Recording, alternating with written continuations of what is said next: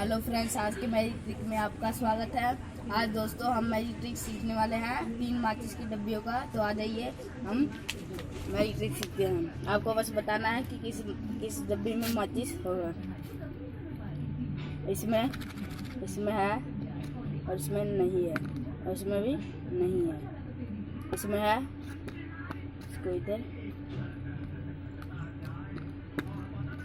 अब दोस्तों बताइए किस में होगा माचिस। ये देखिए दोस्तों, ये डब्बी खाली है।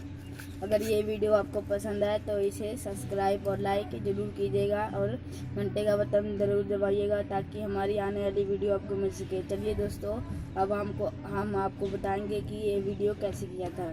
दोस्तों, आपको क्या करना है, इधर एक माचिस की डब्बी छुपाना है। ये देखिए दोस्तों, इधर माचिस है,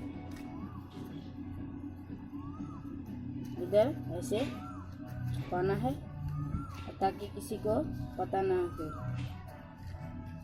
वैसे करके, और इसमें जब आप किसी को जाली दिखाओगे तो इसमें रहेगा और इसमें इस वाले में हाथ में नहीं रहेगा, तो इसमें नहीं बजेगा और इसमें भी नहीं रहेगा। ये वीडियो आपको पसंद आए तो इसे सब्सक्राइब और लाइक ज़रूर कीजिएगा। इसे घंटे का बटन ज़रूर दबाइएगा ताकि हमारी अगली वीडियो आपको मिल सके।